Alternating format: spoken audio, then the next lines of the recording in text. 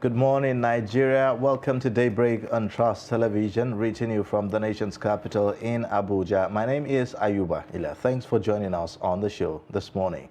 Of course, I won't be doing this alone. I have a co-anchor that have decided to go AWOL, if I may use that word. No, I didn't go AWOL, but I'm happy to be back, Ayuba. Good to see you again. Good to see you again, Stella. Stella has been away for a while on a vacation, traveling all over the world and doing things, So I needed to reset. We are glad that you are back, yes. And you are now joining us in our cash crunch struggle that we are in now. I hope you've been able to manage and get some cash for yourself in the past few days. Yes, and it wasn't easy to get, but I queued up and then I was able to just get 10,000, right? And then I went to buy something later in the day and the person wanted to give me change and he wanted to give me the old note. I said, what? After getting this very hard-earned new currency, you want to give me the old one? No way. I rejected it. Like, no, I'm not going to collect the old one anymore. But the sad thing about it is the racketeering that is going on really around this time around. I've heard stories about how sometimes from the banks, sometimes from POS operators who now charge extra for the new Naira notes. From what I understand, for 1,000 Naira, you get to pay 100 Naira. And for 10,000, you pay an extra 1,000 for the new. A colleague of ours had to pay 1,000 yesterday for 10,000 Naira. But when you talk about racketeering, I mean, if the new notes were available, there would be no racketeering. If you could just walk into the bank or go to the ATM and get this money, there would be no room for racketeering. Somehow I saw this coming. I saw this coming because, I mean, if at the time that the central bank announced that the new notes will be unveiled 15th December, you get, yes. If at that point we began to see the withdrawal of the old notes from the system and then the release of the new currency, I'm certain we won't be where we are today. But somehow it was dragged and delayed. A lot of experts have said that from that 15, there was no reason for you to get old notes over the counter or from the ATMs. Because what it meant was that the monies that were being taken in were being redistributed back into the system. Yes. Because you could go to the ATM and get, even yesterday, a colleague of ours went to an ATM to withdraw money. He got just 5,000 and it was mixed, the new and the old notes. I mean, this is despite the instructions by the central bank. So I don't know where the problem is, whether from the central bank or from the commercial banks, or where exactly is this problem. And, the fear is also when you listen to people in neighboring communities, that's neighboring communities to other countries like Chad, Nigeria, and the rest of them, they are now adopting the currency of those countries for their transactions. For the transaction, and I wonder what that will do to the economy. Exactly. So it's a sad one, and I hope that we're able to come off this as soon as possible. Yeah, I hope so. I hope so, because it's having a huge effect on the economy. All right, now let's take a look at the headlines for today. Kebbi Senate, Aleru to lock horns with Bagudu as Supreme Court affirms him PDP candidate. 70% of ECOWAS court judgments not implemented, President. Osimhen, Drogba are on same level, says Mourinho. Now let's take a look at the details. The Supreme Court has affirmed Senator Mohammed Adamu Alero as the candidate of the People's Democratic Party for Kebbi Central Senatorial District. A 5-member panel of justices, led by Justice China Cletus Nweze, on Monday set aside the judgment of the Court of Appeal, which earlier set aside the appeal of Alero challenging the Federal High Court ruling on the primary of the party. In the majority judgment by Justice Amina Agay, the panel held that Alero's appeal challenging the declaration of Saidu Haruna as the PDP candidate for the senatorial district had merit. Similarly, the Apex Court validated the election of Dr. Abubakar Yahaya Abdullahi as the PDP candidate for Kebbi North Senatorial District for the February 25th senatorial election. Now, the president of the Community Court of Justice, ECOWAS, Honorable Justice Edward Amoko Asante, has lamented the non-implementation of decisions of the court by member states.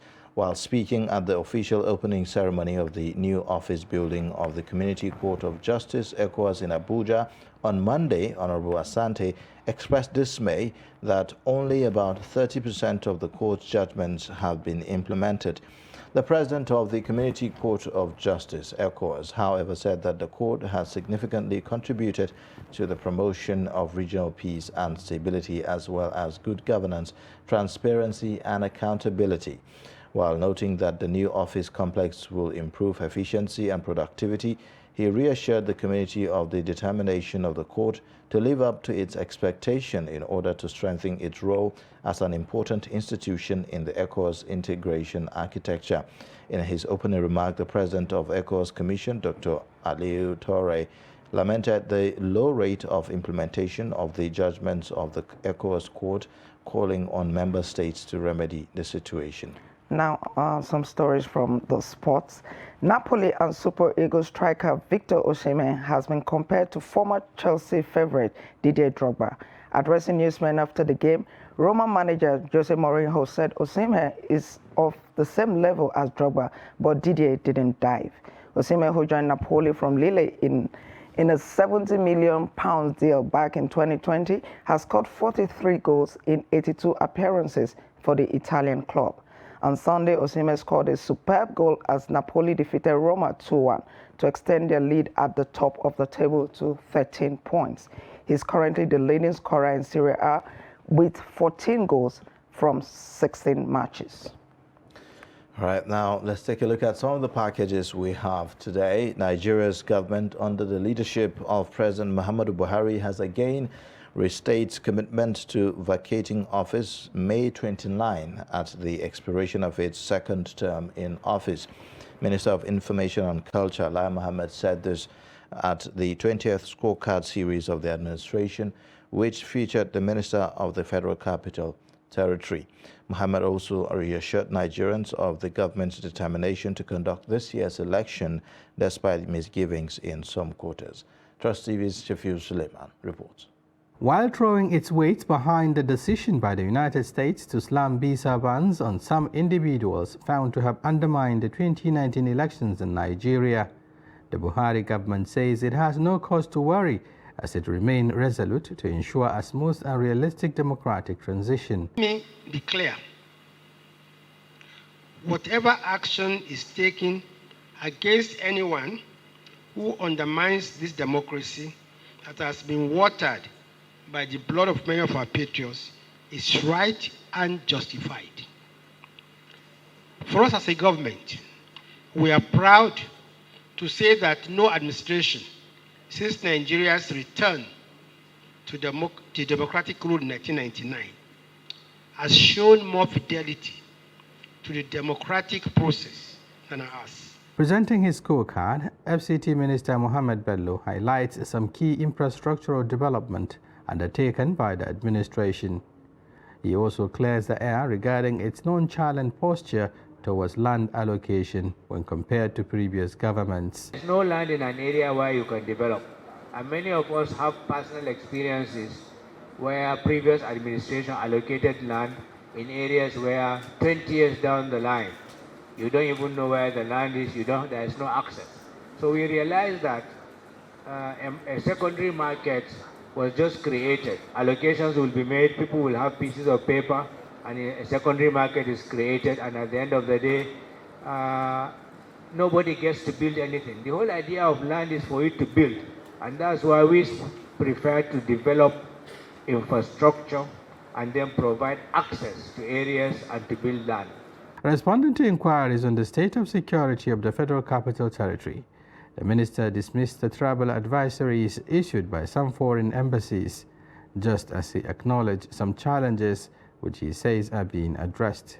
Shafiu Suleiman, Trust TV News, Abuja. Thank you, Shafiu Suleiman, for that report. Now, Nigerians have been complaining about their inability to swap their old notes and the scarcity of the new Naira notes in commercial banks. Jamil Mabai reports that despite the extension, residents and business communities in Katsina express deep concern and solicit for more time. Otherwise, it might spell doom for the country's economy. Let's take the report.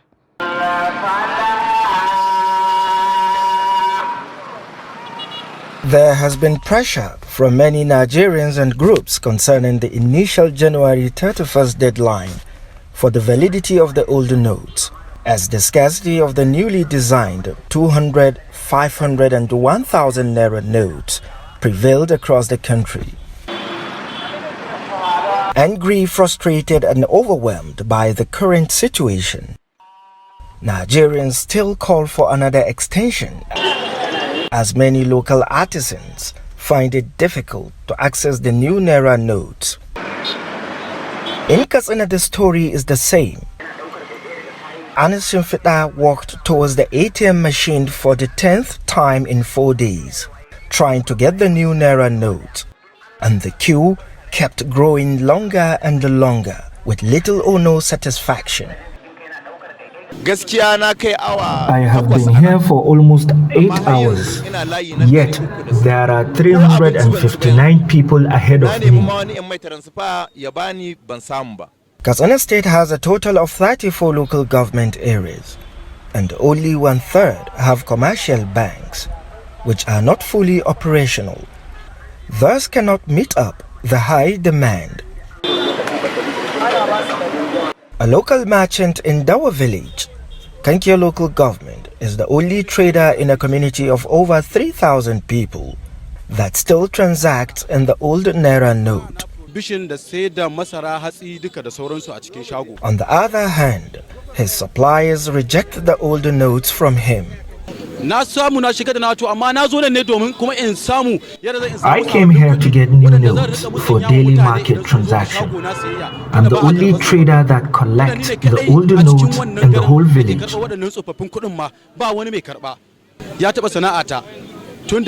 It has affected my business. I hardly make 1/4 of the profit I make in a day.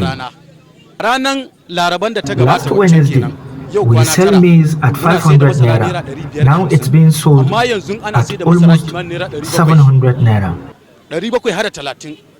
I don't have any money to restore. Where I used to buy the maize, they don't accept transfer. They don't know anything like transfer.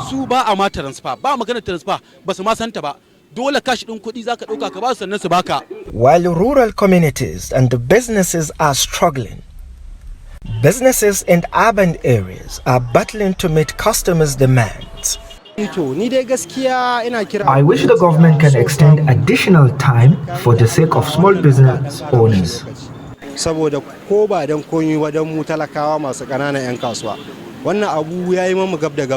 Despite extending the deadline period to February 10th, Katsina residents still call for more time. Jamilu Mabai, Trust Television, Katsina. All right, now with the extension of the deadline for the retrieval of the old naira notes by banks, by Central Bank of Nigeria, that is, the National Orientation Agency is partnering the National Union of Road Transport Workers to sensitize more Nigerians on the policy. The campaign is aimed at encouraging more Nigerians to use the 10 extra days to deposit their old naira notes with commercial banks and prepare better for the switch. Noel Samson has more on this. The Director General of the National Rotation Agency, NOA, Garba Abari, who stressed the importance of the sensitization program for the redesigned naira notes, said the collaboration with the Transporters Union, which has about 2 million members nationwide, will ensure that more Nigerians are informed about the policy to enable them follow the CBN guidelines. Well, it's just a continuation of what we have been doing since the start of the sensitization and awareness creation campaign on the redesigned 200, 500 and 1,000 naira notes. The National Union of Road Transport Workers is one of the partners of the NOA. Like the NOA, they are all everywhere in the country. Like the only NOA, they speak every language in the country. And we feel that we can cascade this information from the top to the bottom, because they are not only the local governments, they are also the communities, just like we are. So this is actually the purpose. To strengthen the partnership, and of course, to also give them content, such as the one we also put them in this program for the purpose of dissemination to the lower levels. NURTW reassured the NOA of its readiness to help spread the message to all its members across the nation to ensure that they are properly carried along. There's many ways we can support them. We support them. Like the one we are holding today, we have a big visitor today. There is a orientation agency today. Then in the formula way that maybe we send their message, go down to the wards in every state. You know, we have a meeting tomorrow. That's the National Executive Council meeting. We are going to send the message of today through our members to all the states. The union also appealed to the federal government to make the redesigned Naira notes available and easily accessible to everyone in order to reduce the stress associated with accessing the new notes. Noel Samson, Trust TV News, Abuja. All right, from the new Naira notes to other issues. Governments at all levels and relevant stakeholders have been reminded of their responsibility to ensure access to education for children and young persons in Nigeria. Nigerians are worried that the country faces a bleak future with a huge number of out-of-school children. Hamid Oyegbade files this report. The United Nations Children Fund says there are now 18.5 million out-of-school children in Nigeria. In Osun State, it has become almost normal to see children hawking during the school hours or doing menial jobs in order to survive. Residents believe the onus is on the state and local governments in the state to pay more attention to education and ensure access to education for all children of school age. It's alarming and disheartening to discover that the number of children who are out of school is growing at an alarming rate. And I think it is a clarion call to stakeholders to rise to nip this in the bud. Osun State is one of them, of course, and international organizations have also raised this alarm. We know that in future it's going to be a kind of problem to the society, because a child who is not educated will actually be a source of burden to both parents and the society at large. The residents believe that the society will be better if all children attend schools and learn. When a child is educated, our community, our nation will be okay. And the benefit is it will make the parent also to have a peace of mind. If we can work towards sending these children to school, it will help us. It will help our future. It will help these children because input is output. A communication specialist, Geoffrey Njoku, however, believes that it does not end with just education. It believes government at all levels and stakeholders must work together to ensure the education provided, especially during the early childhood, must be of highest quality. Not just government alone and other stakeholders to take action to make sure that early childhood education becomes the norm and the practice in Nigeria. We've already heard today how beneficial it is to the intellectual and mental development of the child. So it's important that we begin to inculcate it as part of the curriculum, from our national educational curriculum.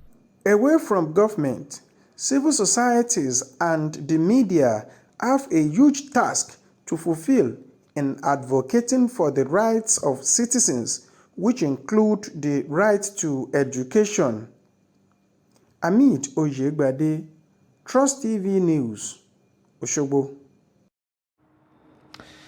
All right, now we'll take a short breather, and then when we return, the Daybreak show continues. Join us again. Nigerians, elections are here again. Let us shun violence. Let us play the game according to the rules. Do not be a thug. Say no to violence. Let's rise and defeat violence, crime, and sabotage against the peace of our nation. Nigeria is the only country we have. We must do everything to keep it united. We must avoid any act that promotes hate and disintegration. Say no to separatist movement, terrorism, fake news, hate speech, religious bigotry, and any act that tends to divide us as a nation. Watch out for strange gatherings and suspicious movements. Restrict access to sensitive documents and data, the disclosure of which may damage national security. Educate your staff and family, particularly on measures to safeguard information and report security breaches. Apply relevant legal security guidelines to protect yourself and your neighbors. Due to misinformation and wrong choices, some idle persons resort to vices in their greed to get rich quick. They resort to kidnapping, killings for rituals, and other heinous crimes. Avoid wrong use of the social media. Before you broadcast that false message, think twice. Ask whether it will promote peace or violence. For safety at home, still be security conscious. Educate your household on safety tips. Report all suspicious movements and persons to the security agencies nearest to you. Be a good citizen. Be patriotic. To pass security information, please call 0813-222-2105, 0915-339-1309, 0908-837-3514, or send a mail to dsspr@dss.gov.ng. This message is from the Department of State Services, DSS. But in a situation where you find that a person look at the same, not necessarily tribal or regional. but I have said that.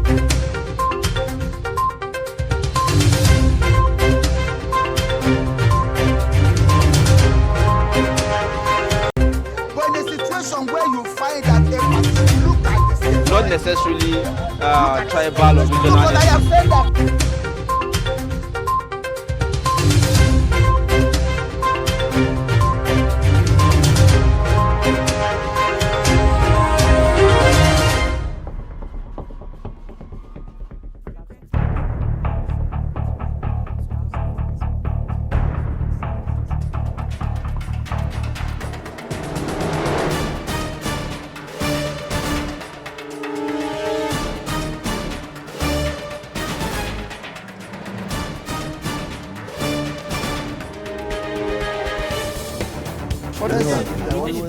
That's great. You could see.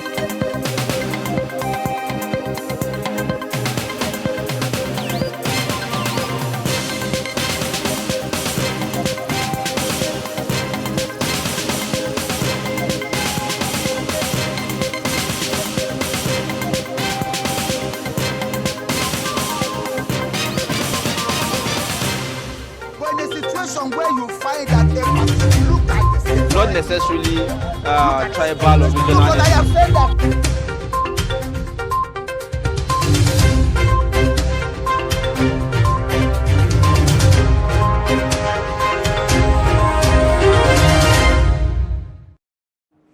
All right, thank you for staying. This is Daybreak on Trust Television. It's time for us to take a look at the dailies on Daybreak.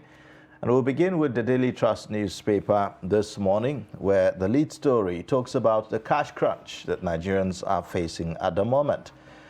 It says POS operators hike charges amid Naira notes scarcity. The rider says agents charge 1,000 Naira for 10,000 Naira transaction. DSS intercepts currency racketeers. Gunmen attack POS operators, injure 3 in Bauchi. Why e-payment may not address Naira scarcity, says experts. You'd find all the details on page 4. And then above the lead story, Nasarawa, how I lost 9 children to air raid after paying 6 million Naira. That's according to a Fulani leader, and that's on page 3. 1.8 trillion Naira used vehicles imported into Nigeria from US in 6 years, and that's on page 27. Infrastructure development in Nigeria fantastic, Buhari says in Kano. You also would find the pictorial there showing you the squabble in the process of trying, although these ones are looking a bit more organized. People queue up at ATM machine to withdraw the new Naira notes in Abuja. You'd see how the banks are empty. Also, you have below the pictorial, iSwap distributes old Naira notes to passengers in Borno. All the details on page 46. Nigeria at very high risk of Lassa fever, NCDC. FG backs US on visa ban, says Buhari not eyeing third term.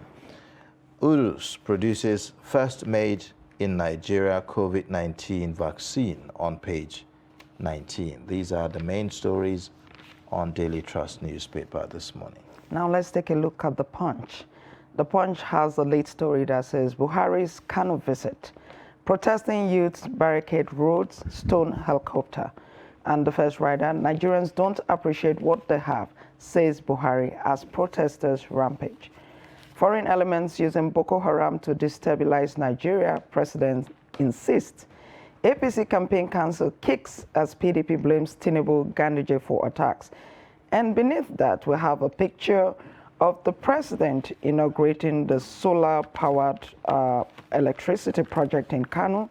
And just by that picture, we have that of the youths on the street. And just above that, 650 Naira petrol, Pengasin plans clamp down on marketers. And above the masthead, new Naira racketeering booms in Lagos, Abuja, and Anambra. We also have return seized assets to me, Desiani tells federal government. And beneath the pictorials, we have 7 directors jostled for accountant general's job. Panic as Lagos hoodlums invade school, chase pupils. And still on the Punch, federal government backs U.S. visa ban on election riggers. This is about the major stories on the Punch for today. All right, let's take a look at the Guardian newspaper this morning. On the Guardian, the lead story talks about Nigeria must not fail with 2023 polls, UN scribe warns. It has the riders that says charges NBA to ensure success of general elections. NBA apologizes to Nigerians for neglecting role. Polls must hold as scheduled. Afenifere insists. Warns against use of court to abort exercise. EU deploys 100 observers to monitor elections.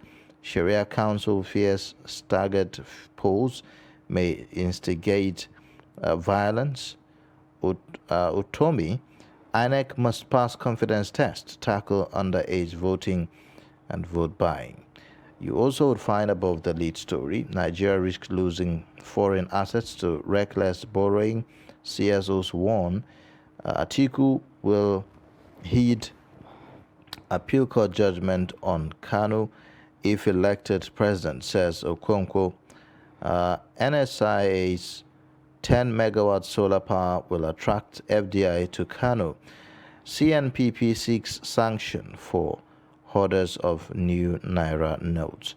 You have also at the bottom, despite extension, Nigerians can't withdraw old new notes. You have our agitation is for a restructured Nigeria, not Yoruba president, says Bolawole. So these are the major stories on the Guardian newspaper this morning. Over now to The Nation newspaper. It has a lead story that says banks fail to dispense cash in halls, ATM terminals. The first rider, POS operators, hawkers sell Naira notes in cities. And the second, Emefiele's action political, says Reps leader. And beneath that, we have pictures of queues in front of two different banks, just beneath that. And then we have Tinubu. We will use oil to develop Akwa Ibom. And just above the masthead, how overvoting voided Ademola Adeleke's victory. We also have why Ekiti Cargo Airport is not functional yet. This is by the government. Suspended land grabbers seal Lagos school. Now, this is about the major stories on The Nation newspaper for today. On the Nigerian Tribune this morning, it leads with the story saying PDP, APC fight over Buhari's visit to Kano. And also you have Ojuelegba Bridge accident. Sanwo-Olu directs trial of truck owner and driver. You also would have other stories. 2023 elections must hold as scheduled, Afenifere insists. Ex-Petroleum Minister Diziani goes to court over seized assets. Delta government debunks seeking fresh 100 billion naira loan. You also have Buhari inaugurates NSIA 10 megawatts Kano solar power project.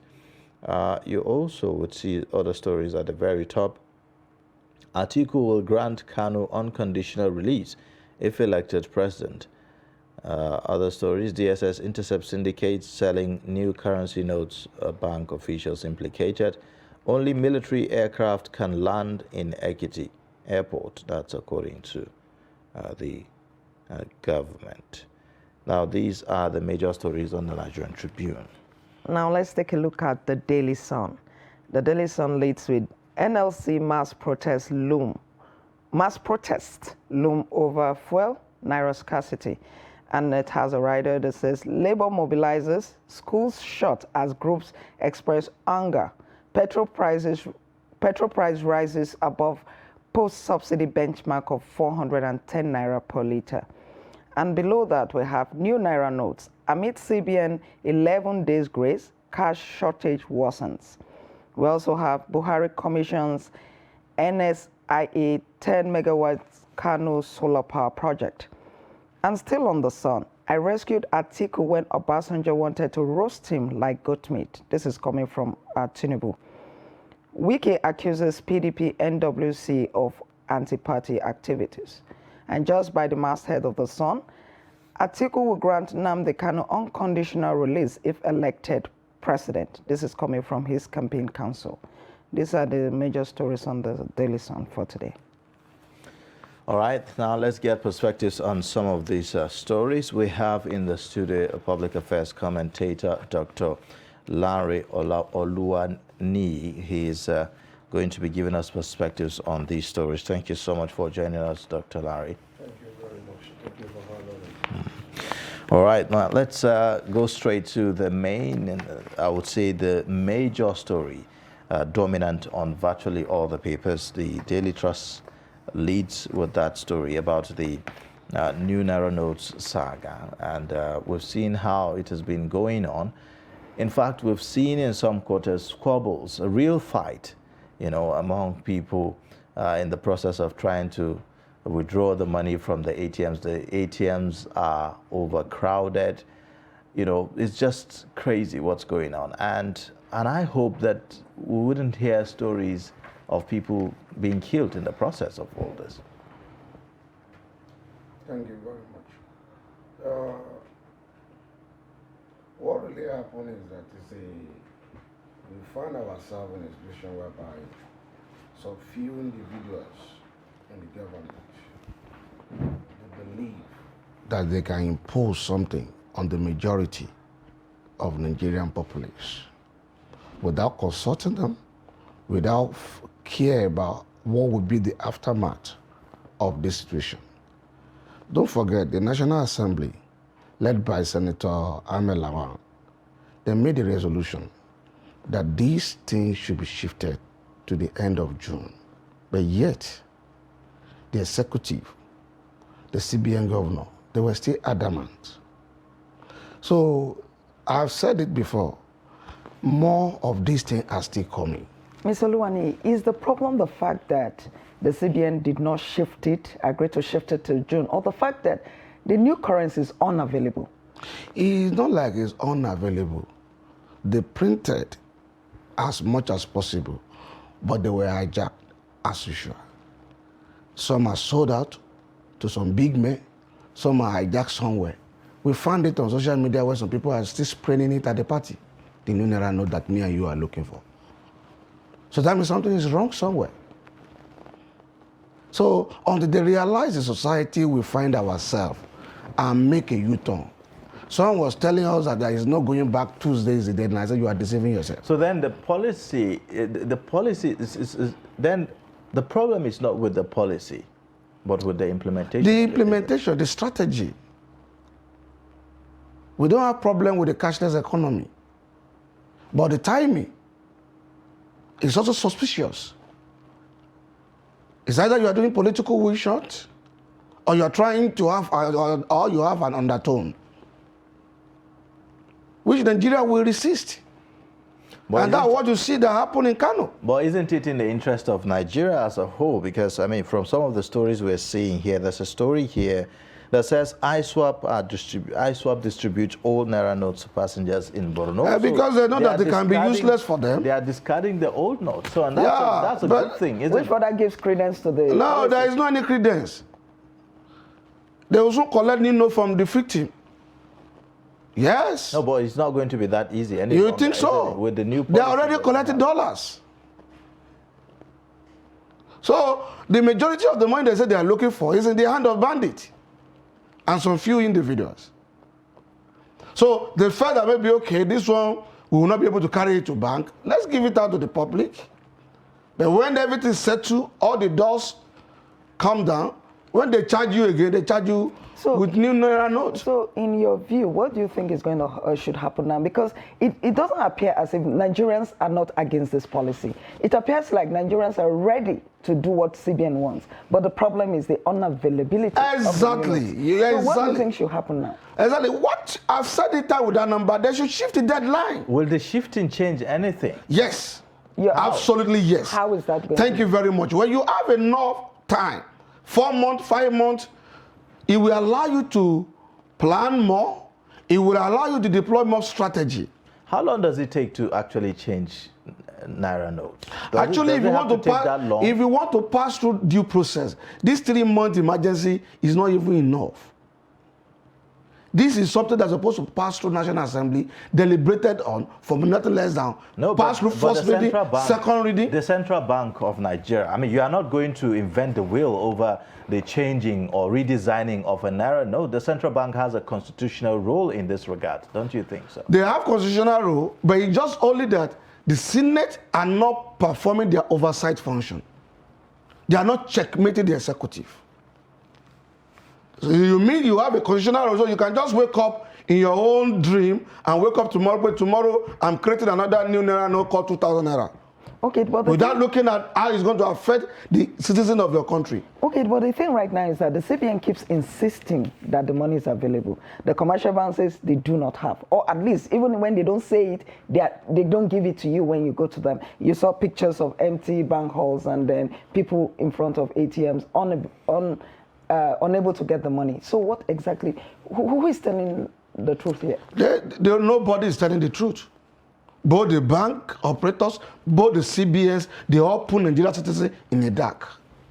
Yes, they are playing game here as far as I'm concerned. Because the reason, everybody have seen it. Do you have the new Naira note?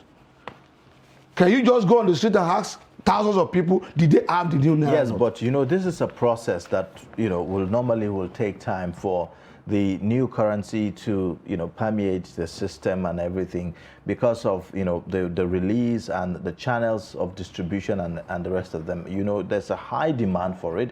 So what is happening, I mean, we could say is expected, you know, just that we could make it much more seamless by maybe providing more cash to the banks. This is the way it goes in a normal society. When you announce that there is a new naira note out there, it will give them nothing less than a year. Why? In a big society like ours, when you are taking the old naira to the bank, a CBN will be using wisdom to withdraw the old naira from the circulation. In the next 6 months, you just see that the new naira dominate the economy. It's not about, hey, bring your naira, we will not even swap, we will do this. No, all these things are just jamboree. You withdraw, technically, you withdraw old naira from the circulation. Because me and you go to bank every day, or 2 days, or 1 week, or 2 months. Immediately you are going to bank to deposit that, you cannot swap, but next time the person is getting money, is getting new naira. But now you go to bank with your old naira, you come back with your old naira. There's also this... No, but that has stopped, don't you think so? Stop where? Yeah, Can't you that see has stopped because the banks have been given instruction. As it is, I was in the bank yesterday, and you can't withdraw from the bank, whatever it is, whether new currency or old That's currency. over the counter, right? You can't withdraw over the counter, only in the ATMs. And it's only the new currencies that you'd find in the ATMs. So that's the new arrangement. Why? I used POS in Kaduna yesterday, I got old naira. I used POS in Abuja yesterday, and I still got old naira. That's for POS, but I'm talking about the commercial. Is it no money? Am I not looking for new naira note? But the CBN has said they'll penalize any commercial bank that still dispenses old If naira. they have new one in their custody, let them penalize. We want to see. But okay, there's this other angle. You know, the POS operators have hiked their charges, and some of them said the reason they did that is because they had to buy this money from somewhere. Isn't that the problem for the economy? If some people are now selling, they are already calling for problem. That's the truth. The only solution to this, just extend the deadline and continue doing your strategy. But you know, there are some people in Nigeria that will say no matter the deadline you give to Nigerians, by then we'll just have minority. Yes, we will have minority. It's at your own detriment, not at anybody's detriment any longer, because it will not be a balanced concept. Everybody will say, they gave us extra 4 months. So what are you doing since? All right, let's move away from this. There's a story here about the North airstrike in Nasarawa State, where some pastoralists were killed in the process. About 40 of them. One of them is he's sharing his own ordeal on how it happened. He lost 9 children, and that's after he paid 6 million naira to the Benue State government to retrieve some of the cows that were seized from him, you know, and all that. What do you make of this kind of very emotional story? It's a bad story. It's a sad story to hear. But kudos to our Nigerian army. They are still trying their best. And like I said, we don't have this issue of insecurity, bandit kill these, like what we used to have in like 3-4 months ago. But as much as we want to commend the military for doing their work, isn't it time something is done about these attacks that maybe they are not targeted at a certain group of people, but then they hit anyway? You understand? Because we have had incidents where innocent people are killed in the process. Is there a way it can be reduced while the military fights the criminals? You know, this is a guerrilla warfare. You don't have,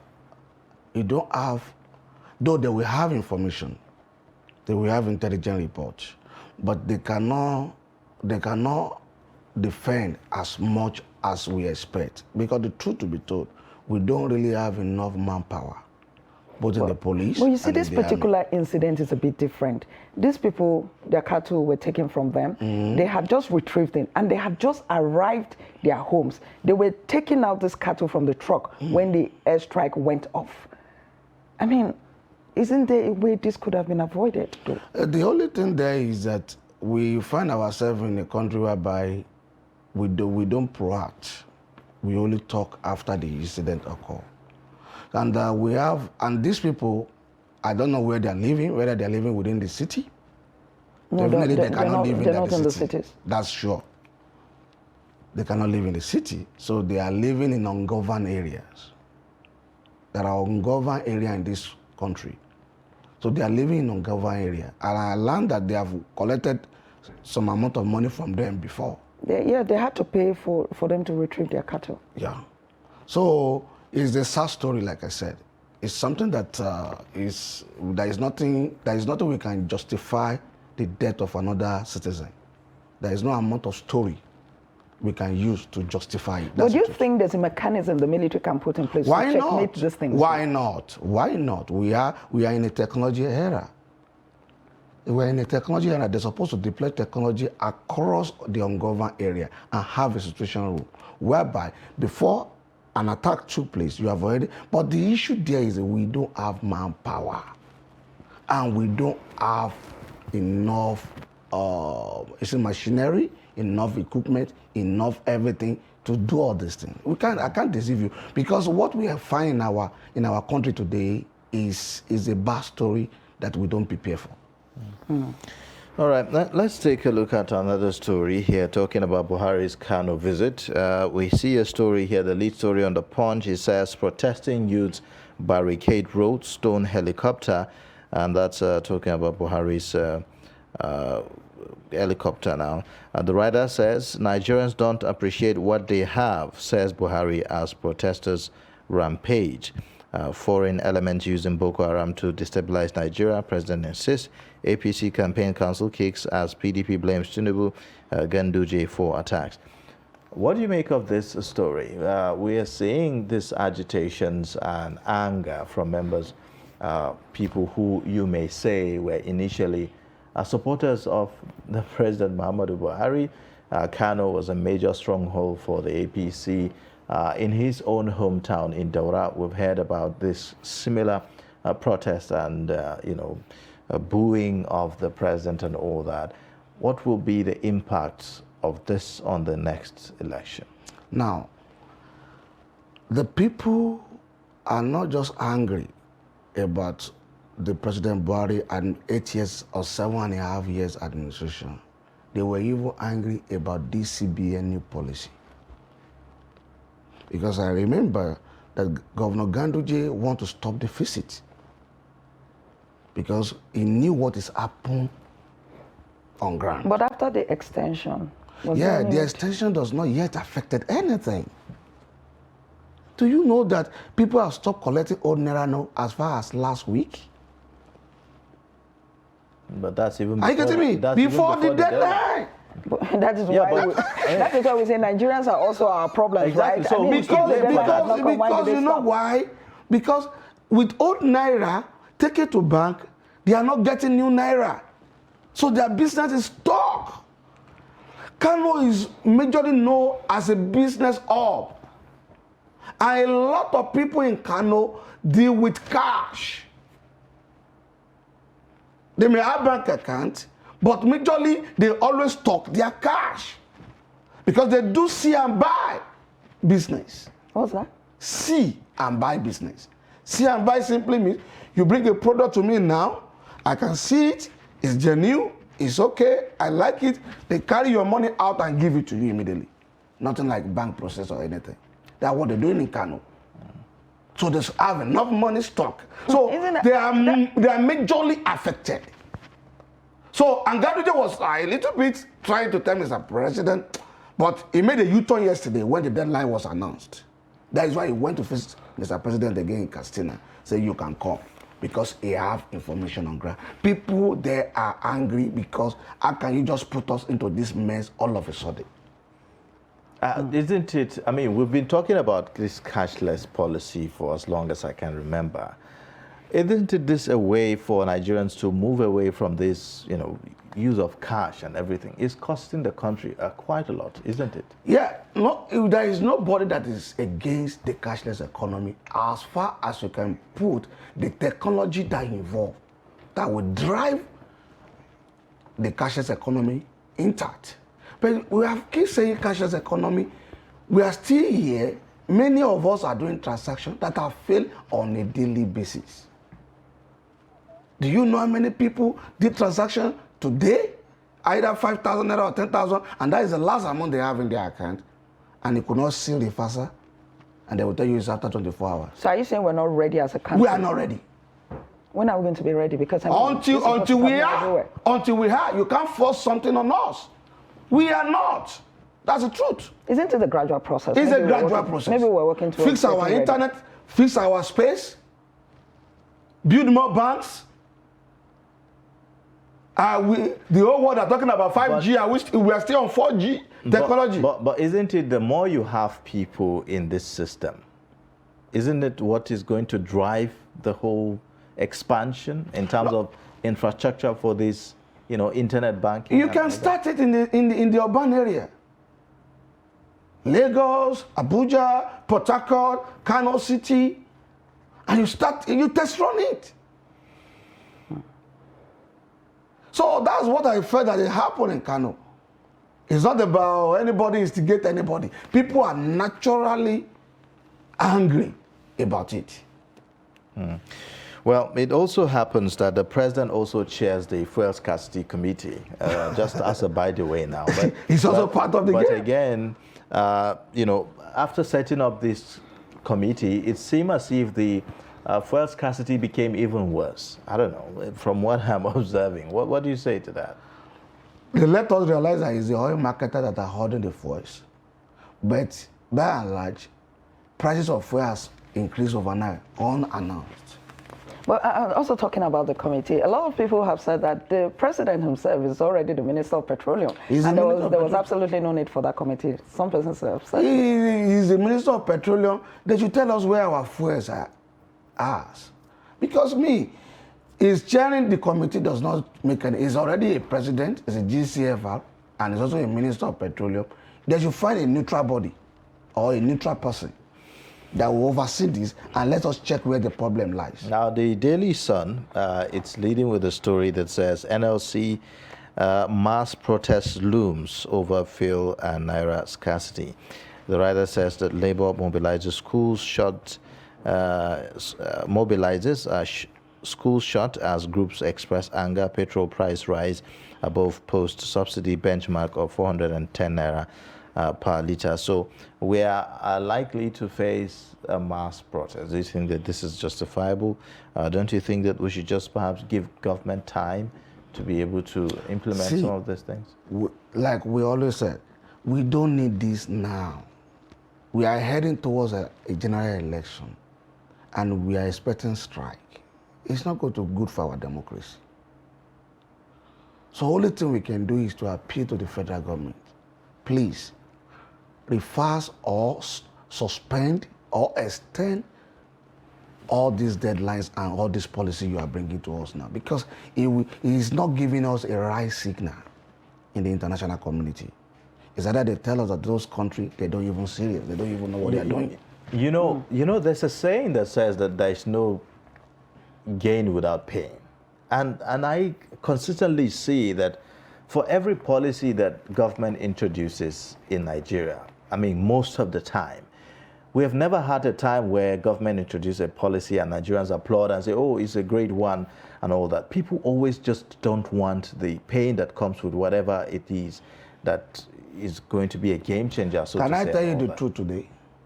Nigerian citizens, they are the most lovely citizens I've ever seen in the world. Why do you say that? Nigerian citizens are the people that if there is any changes, they reason along with you. They give you time. they still give you opportunity. But it's always been hijacked, either by political interest. Let me finish my thought. Or whatever, because I Go recall to other country. A typical example will be the fuel subsidy saga back then in 2014. During the Jonathan administration. Yes. 2012. Yeah. And a lot of people, we saw the massive protest that followed, after the government announced their intention to do this. Some of whom are now occupying and now we are still talking about fuel subsidy. If we had done that earlier, perhaps we wouldn't be where we are today. You know why they resisted that policies at that time? Because the corruption in that government is too much. Is the corruption better now? Yes, it's not better, but the corruption in that government is clearing. And people were like, if you can be buying this, doing this, taking this out of the economy, why do you now want to push? But the question I ask is the corruption. Are we doing any better in terms of corruption now? We are not, as far as I'm concerned, as far as international transparency, amnesty is concerned, we are not doing better. But I'm not against that. So what has changed? Yes, we are not doing better. But in your view, does it pay for Nigeria to continue with the subsidy policy? No, subsidy is going. Someone like Asiwaju, in fact, all the major candidates have queued behind that. Asiwaju Bola Ahmed said he's going to remove subsidy if he elected. The same thing, Atiku Abubakar. The same thing, Peter Obi. So everybody have now come to realization that subsidy must be removed because it's already affected our budget. We are using 80%, 60% of our budget to finance subsidy. All right. Well, thank you so much, Dr. Lanre Oluwani. Thank you for coming and joining us on Daybreak and for your perspectives. We'll look forward to having you again. Thank you for having me. All right. We'll take a short breather, and then when we return, Daybreak continues on the top of the hour. Join us again.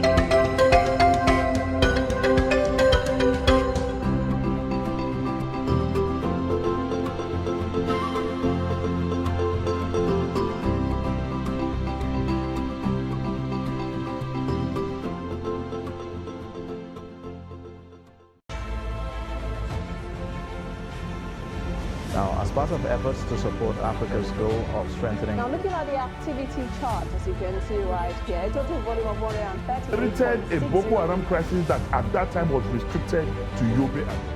How secure are they? You can see security men with blood. This is the road leading up to the... Really, if you look at English squad, you are looking at EPL, you are looking at their names. You are not looking at...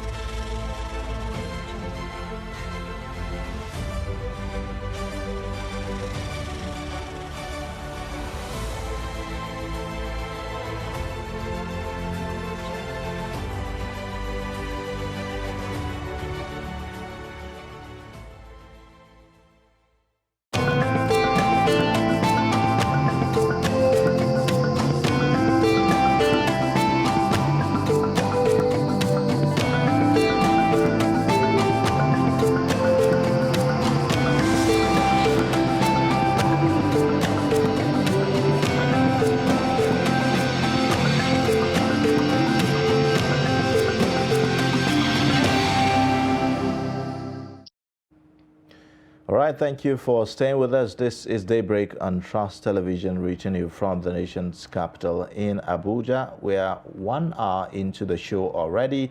If you are just joining, welcome to the show. We'll be taking a look at the headlines again just for you. Now, Kebbi Senate Al-Eru to lock horns with Bagudu as Supreme Court affirms him PDP candidate. 70% of ECOWAS court judgments not implemented. President. Osimhen, Drogba are on same level, says Mourinho. Now let's take a look at the details.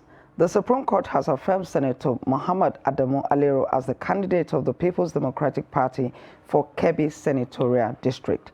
A 5-member panel of justices led by Justice China Kentus Nweze on Monday set aside the judgment of the Court of Appeal, which earlier set aside the appeal by Alero challenging a federal high court ruling on the primary of the party.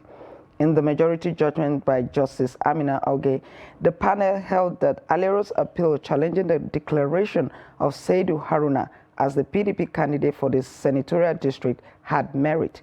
Similarly, the Apex Court validated the election of Dr. Abubakar Yahaya Abdullahi as the PDP candidate for Kebbi North Senatorial District for the February 25th senatorial election.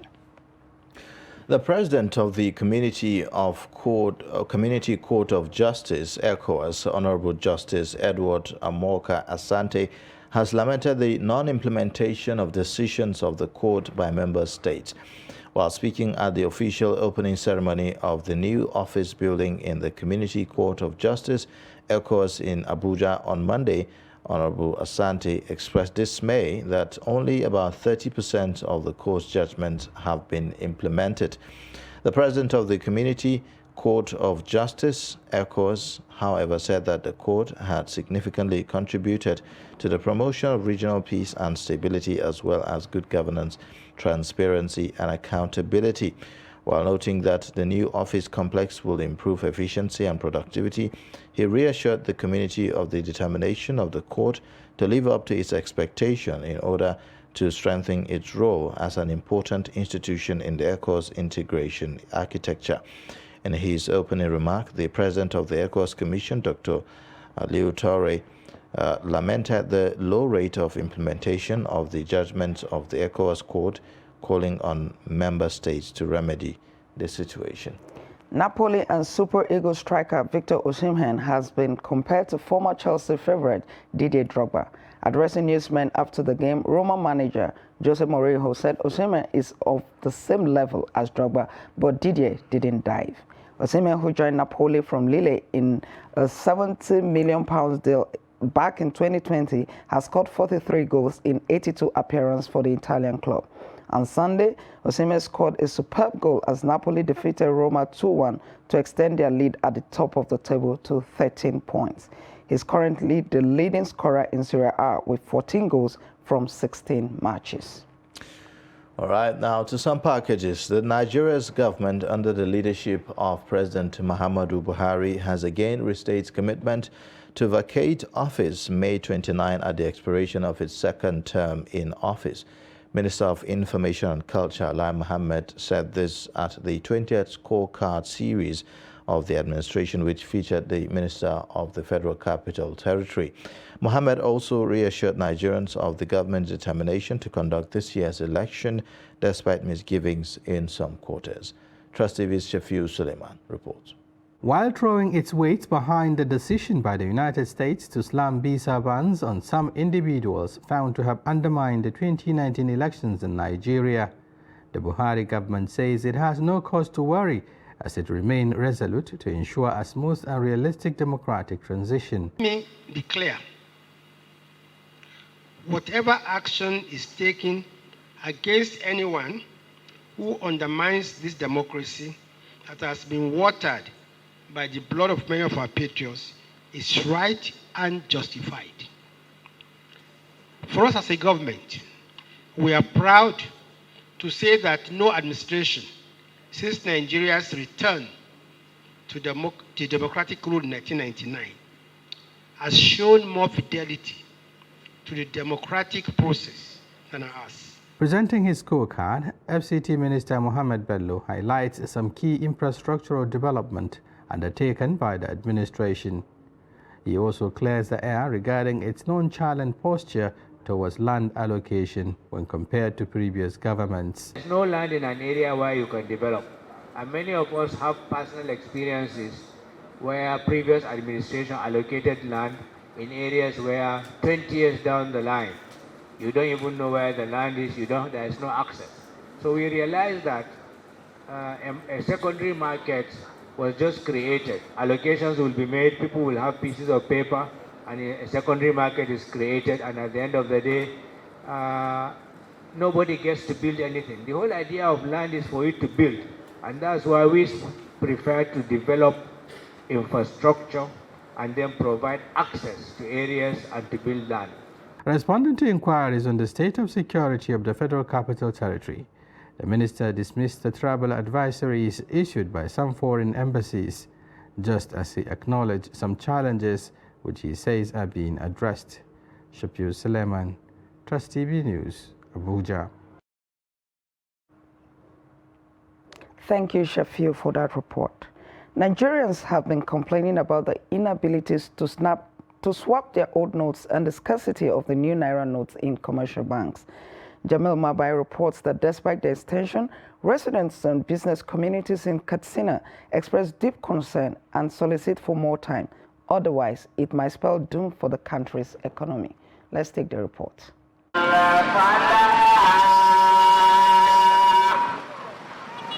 There has been pressure from many Nigerians and groups concerning the initial January 31st deadline for the validity of the older notes, as the scarcity of the newly designed 200, 500 and 1,000 Naira notes prevailed across the country. Angry, frustrated and overwhelmed by the current situation, Nigerians still call for another extension, as many local artisans find it difficult to access the new Naira notes. In Katsina, the story is the same. Anis Shimfita walked towards the ATM machine for the 10th time in 4 days, trying to get the new Naira note, and the queue kept growing longer and longer with little or no satisfaction. I have been here for almost 8 hours, yet there are 359 people ahead of me.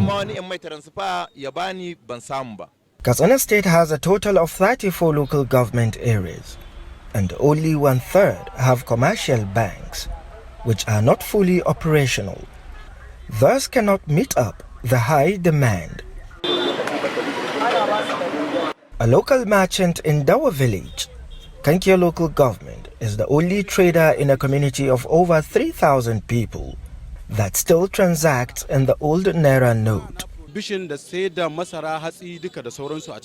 On the other hand, his suppliers reject the older notes from him. I came here to get new notes for daily market transaction. I'm the only trader that collects the older notes in the whole village.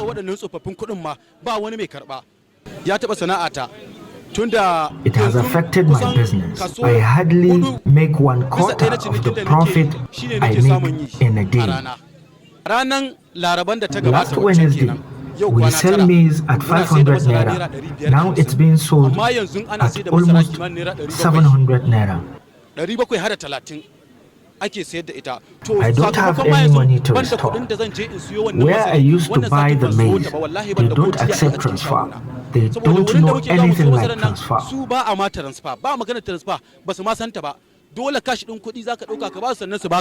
While rural communities and the businesses are struggling, businesses in urban areas are battling to meet customers' demands. I wish the government can extend additional time for the sake of small business owners.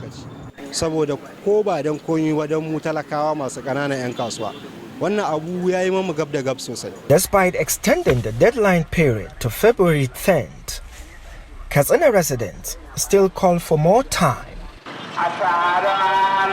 Jamilu Mobay, Trust Television, Katsina.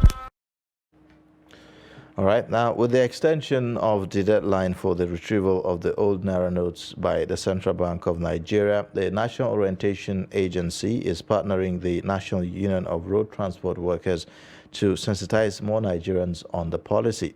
The campaign is aimed at encouraging more Nigerians to use the 10 extra days to deposit their old notes with the commercial banks and also prepare better for the switch. Lord Samson has more.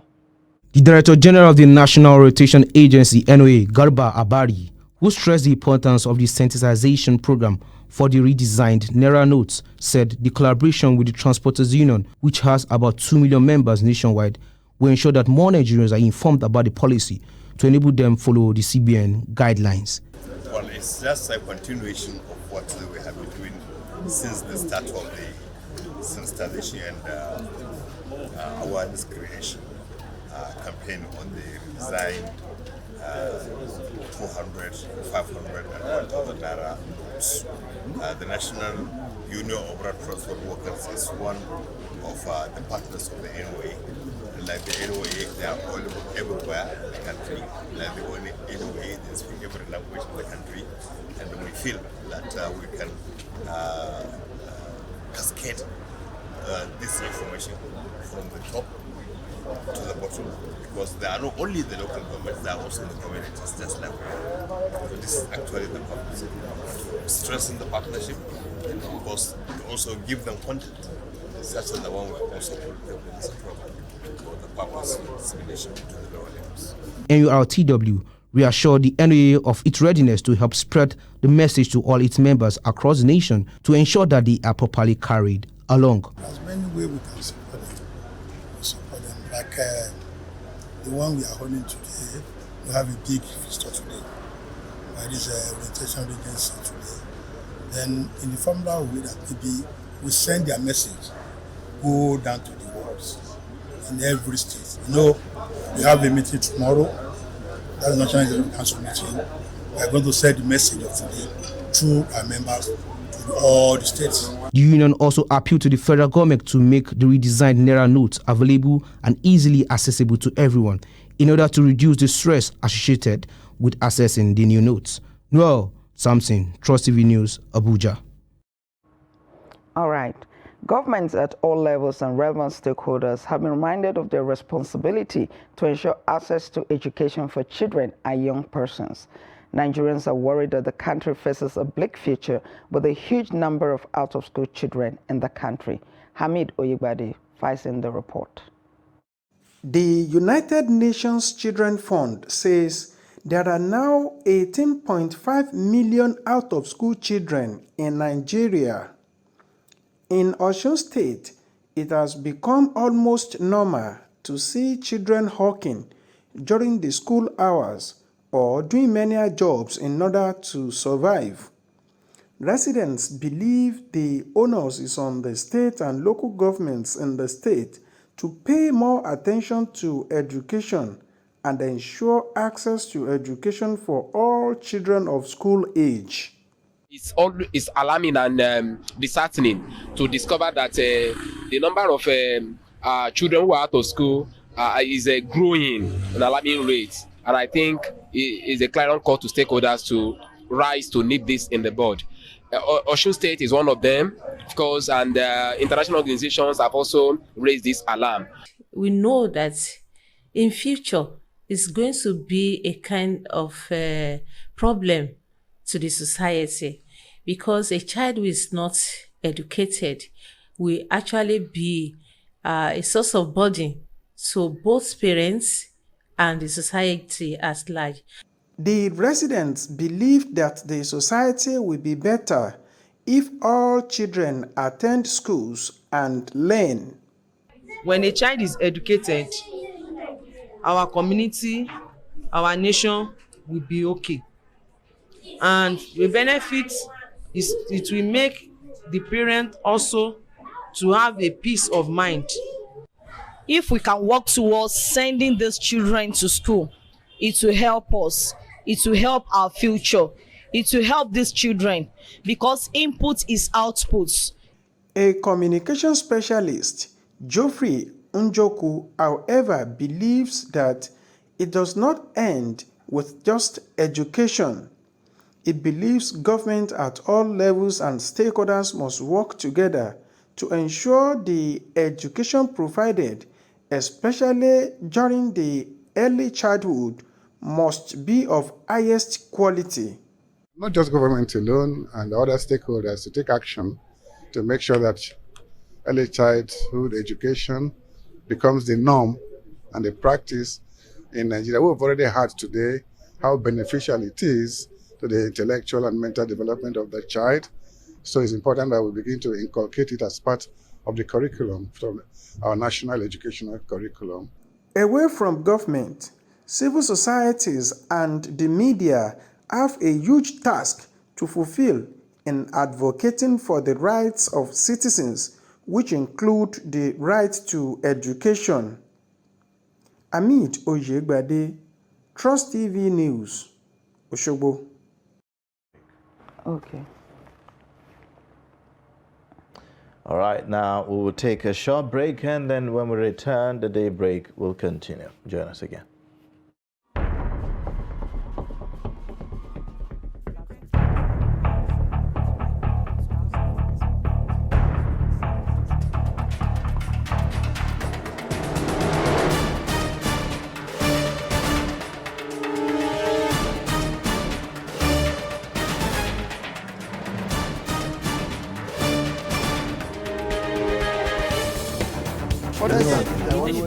That's great.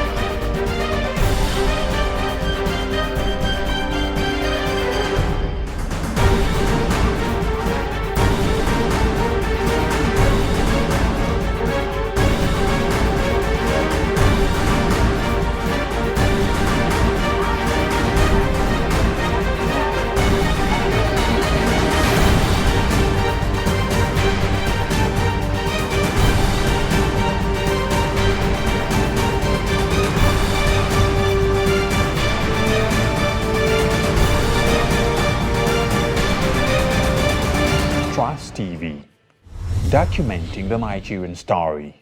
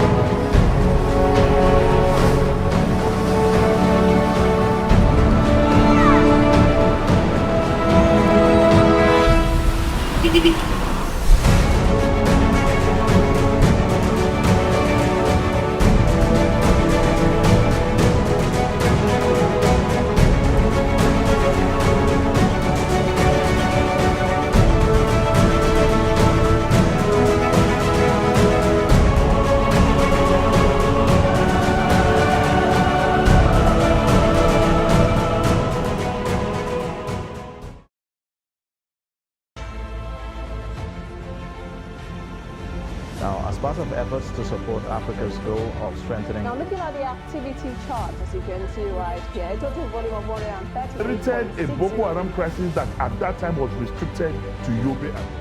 How secure are they? You can see security men with blood.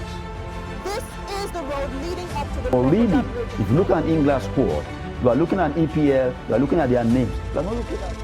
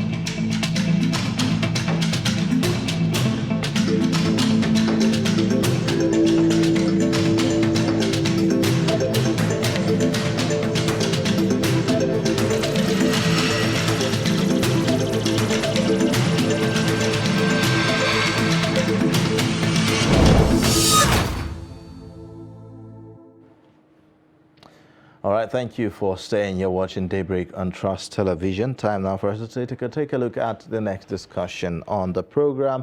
The migration of health professionals in Africa, medical brain drain, deserves critical attention due to its adverse effects on the healthcare system for developing nations, which indirectly impacts population health outcomes and creates a greater inequality among vulnerable populations.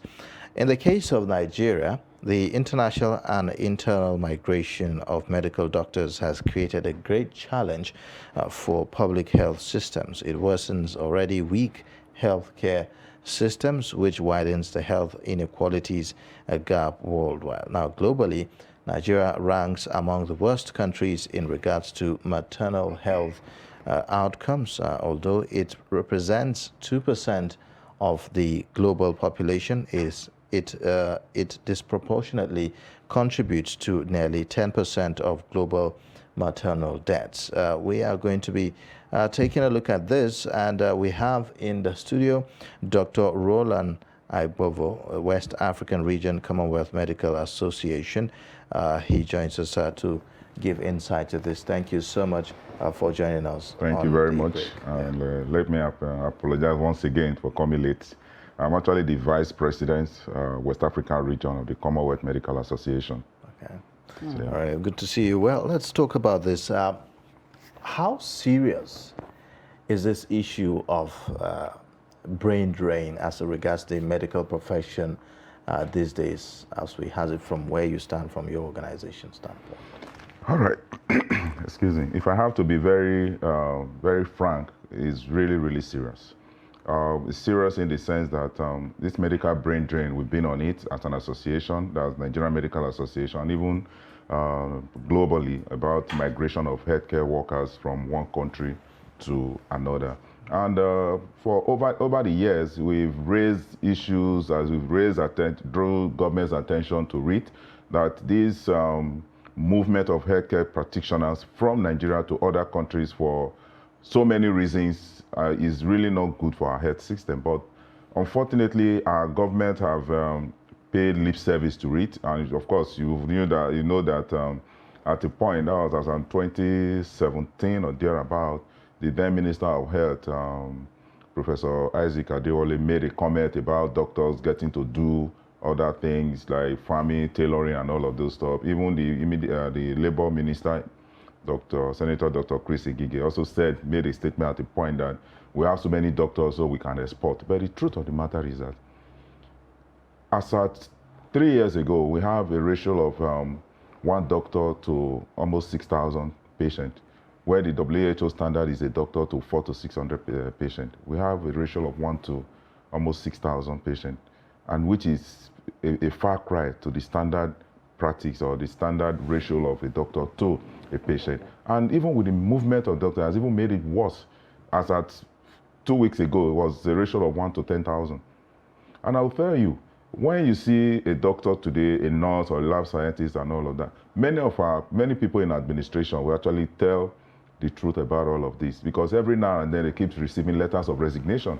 Like I think towards the end of the last month, December, even Ibadan, University College Hospital have to cry out that doctors are leaving. They are even calling doctors to even come and take up employment, whether you have to come into residency program, whether you have passed the exam to go into the program or not, just come because they needed manpower. Dr. Aibovo, every day we keep getting the statistics of doctors leaving the country. 2 days ago, the National Association of Resident Doctors said about 85% of the doctors are planning to leave the country. That's very correct. Yes, which is alarming. Yeah. But then some persons will say that the medical profession doctors fare better than other professionals in Nigeria. And some persons will argue that the medical profession, yes, they may not be getting everything that they need, but their sector may not be as neglected as other sectors. So if you put that side by side, the general economy of the country, should the doctors be living as much as they're living? Let me attend to that. Let me speak to that question in this direction. First and foremost, there's freedom of movement. Nobody is chained to anything that you must stay in one particular place and all of this stuff. And mind you, even this migration is not even peculiar to Nigeria or low and medium income countries. Even the high income countries also, doctors are even moving from the UK to the Canada and all of those stuff. Yeah, but to speak to that, you know, there's what I call the pull and push factor.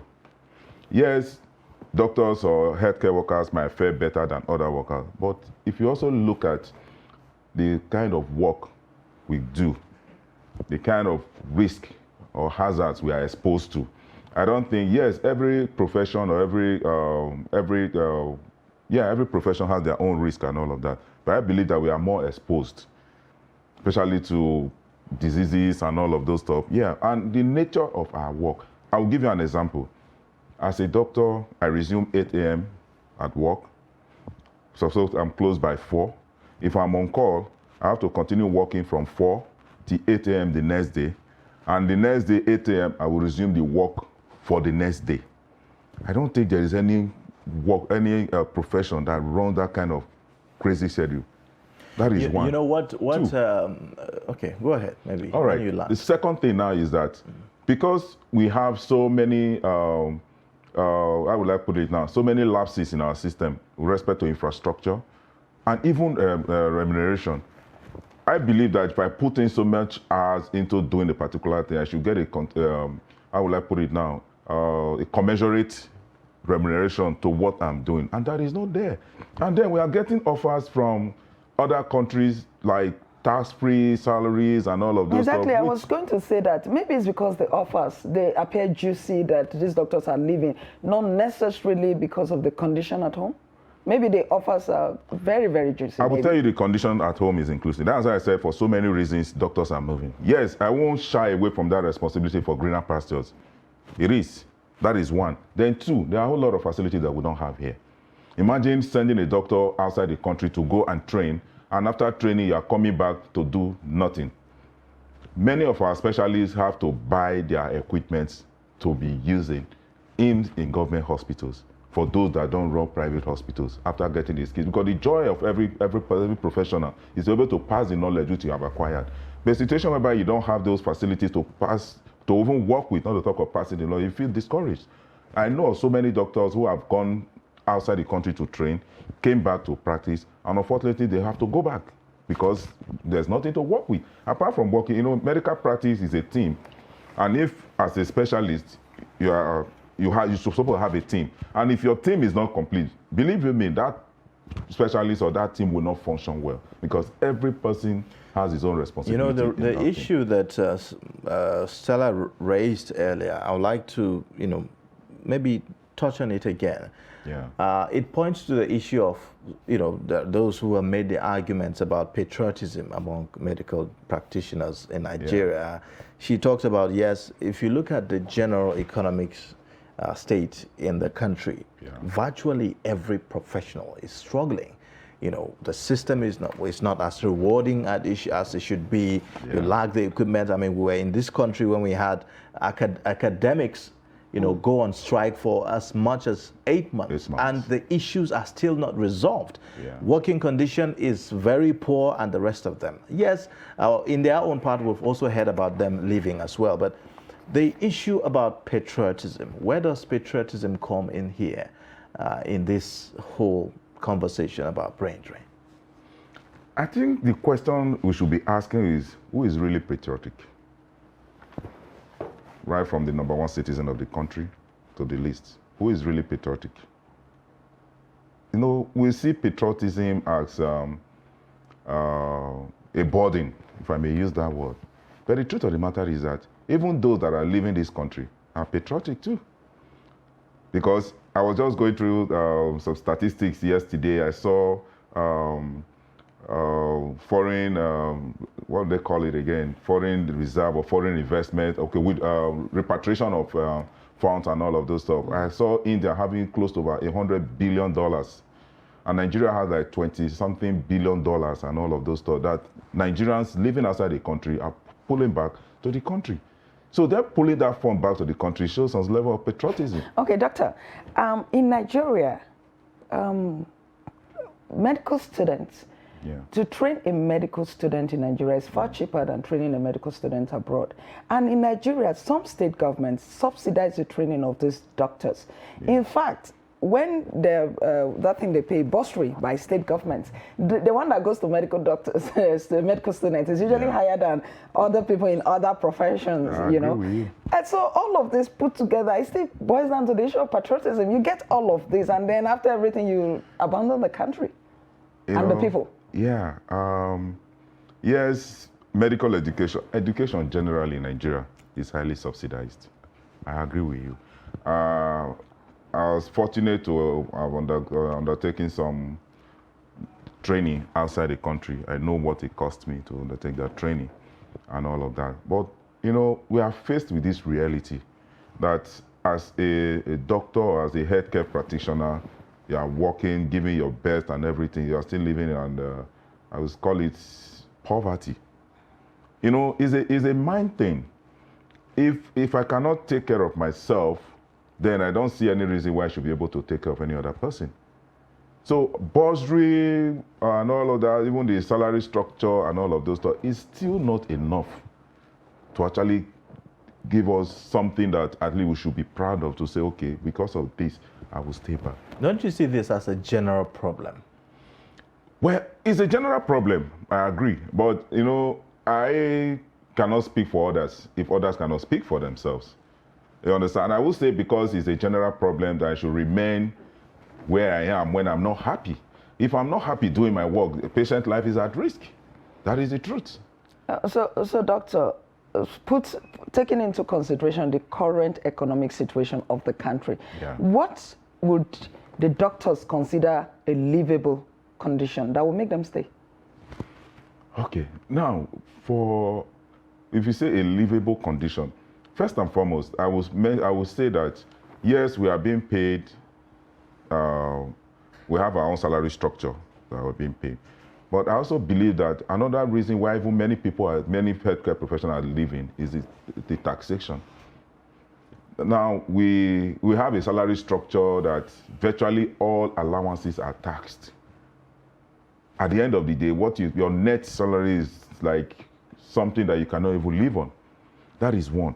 Two, there are a whole lot of entitlements that are due us that we have to fight, either by the threat of strike or outright going on strike before these things are being paid. Yes, many of those things were to actually make life a little bit better for us, but they are giving it to us, or they propose giving it to us, and also withholding it. You don't prepare my mind to say, okay, I will give you this, and at the end of the day, you are not giving it to me. I have to fight to get it. Many people don't have that energy. And more so, many of our people that have left this country outside, and we interact with them, and they see the kind of life they live there. Doctor, I will have to stop there. Okay. I saw a video not too long ago of this doctor that left Nigeria, went to the UK, and he was complaining that they were giving longer hours than their counterparts who were white. And I mean, he just kept on complaining. I saw a lot of comments that followed it. Some people were like, don't worry, it doesn't matter. I don't mind the long hours and everything. But the impression I got from that doctor on social media was that it's not Uhuru out there. And there are numerous of those videos. Yes, exactly. It's not Uhuru over there, but believe you me, the worst condition over there is better than the first here. For the issue of hours, you know, over there everything is institutionalized. There's a particular number of hours you can work. You're not supposed to exceed that. And the system over there is well made that here, if you like, you work 72 hours straight, nobody questions you. Whether you are mentally fit to handle that task or not, nobody cares. So long as you are there, let them see you, physically you are there. If spiritually you are not there or not, nobody cares. And at the end of the day, people are amenable to errors. So the issue of, I'm not saying it's all rosy over there, but everybody that have left has a reason for leaving the country. All of them has plans. Nobody just woke up one day and said, oh, I'm leaving this country, except you are not going there to practice. So before you even leave, say that you are writing the foreign exams like for UK PLAB or USMLE for US and all of those stuff.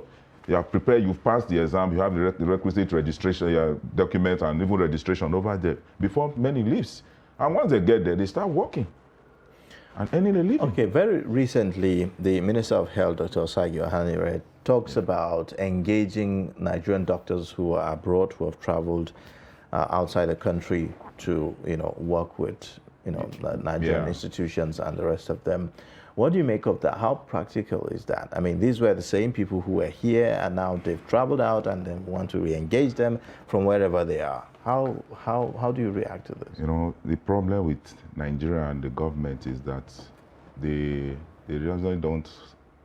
I don't want to sound insulting, but before you carry out any policy and all of that, you look at the feasibility. Let me give you an example.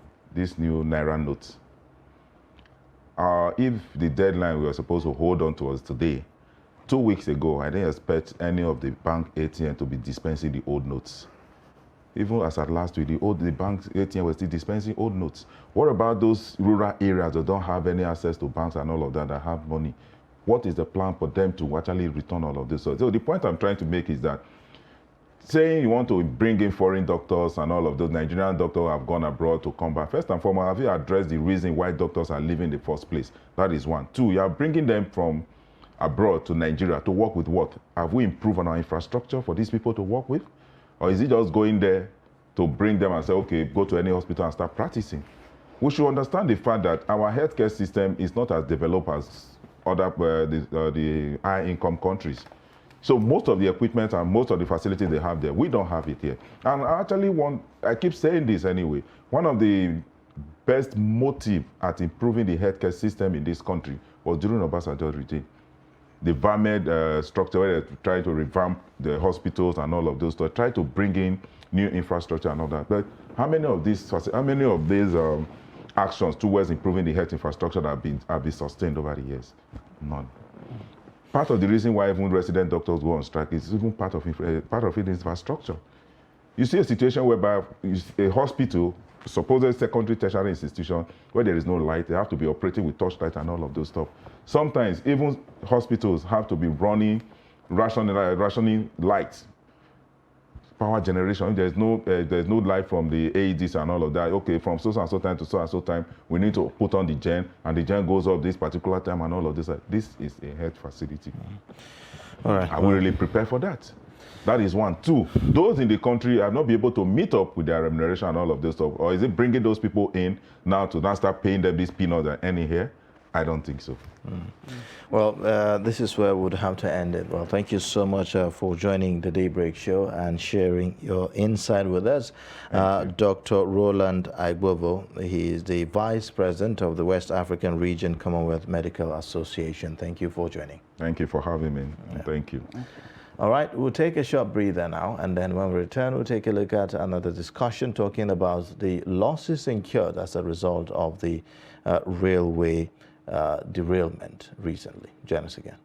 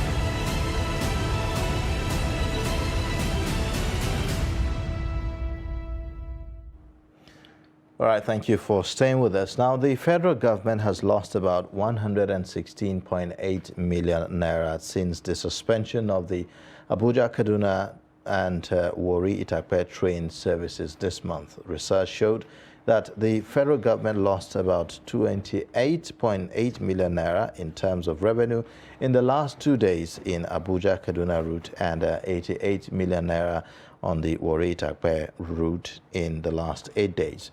How will this impact on the already lean government revenue?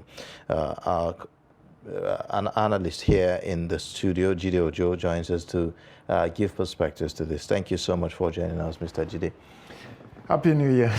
Same to you. It's a pleasure. Good morning, Nigeria. Yeah.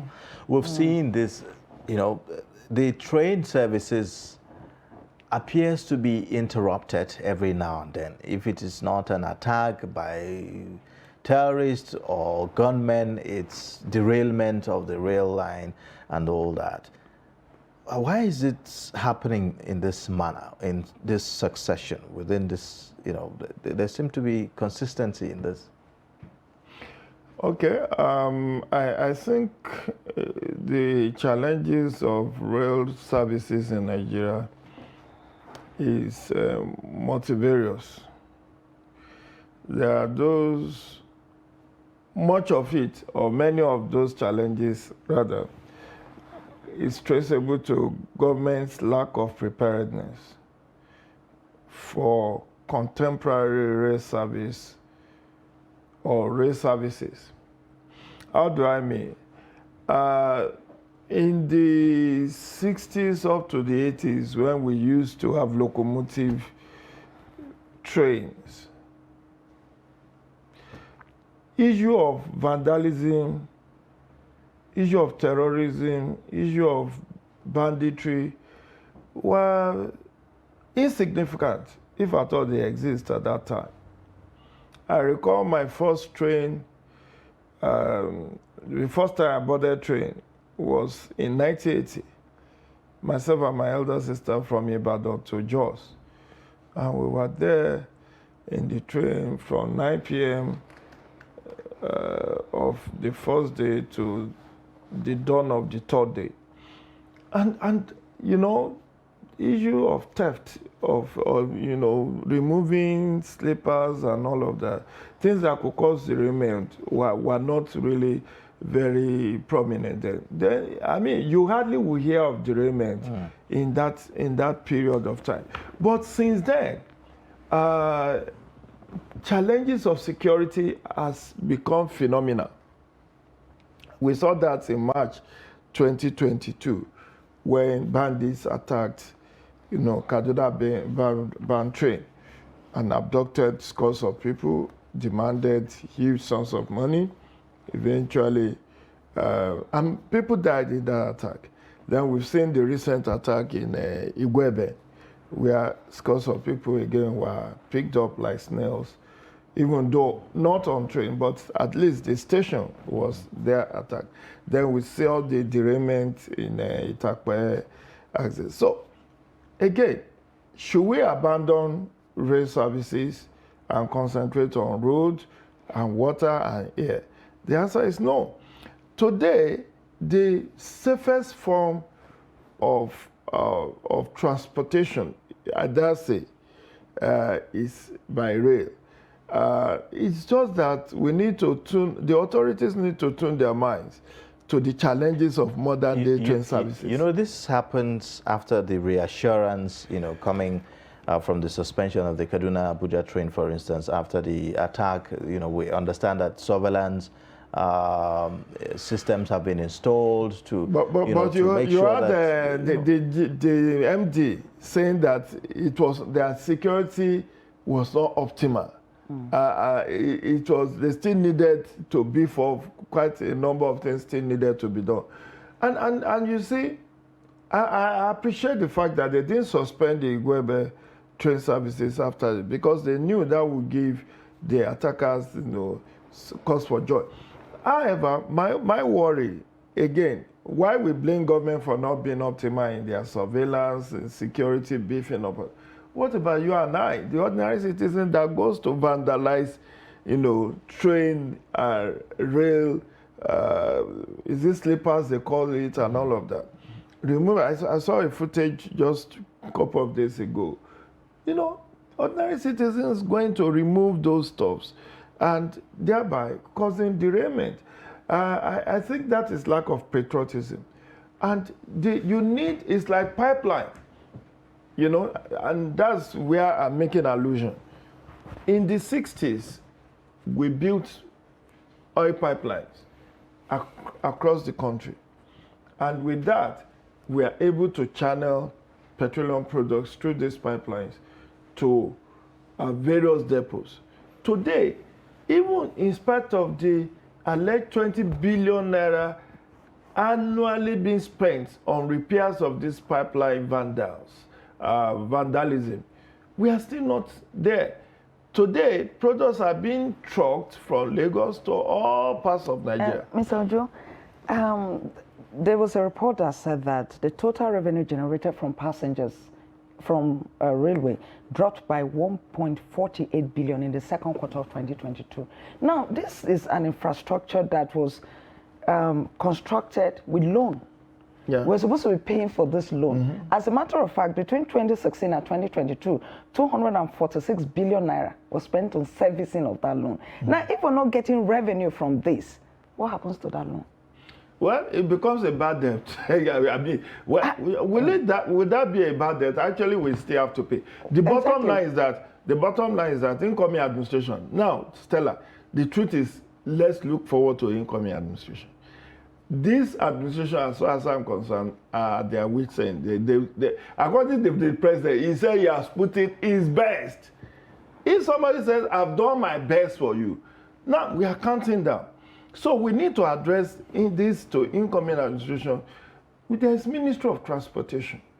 When that attack took place, it was the minister, the one on Kaduna Road. It was the Minister of Transportation that said, look, I had said that we should have a surveillance and the fake threw it out and all of that. But when we got to know the nitty-gritty of that, we saw that it was more like self-serving. However, coming back to the issue of debt, how will you not incur debt? First, railway service is mass transit. And if there is security, you are likely going to have more people preferring to travel by rail than even by road, because the roads are even much unsafe than the rail.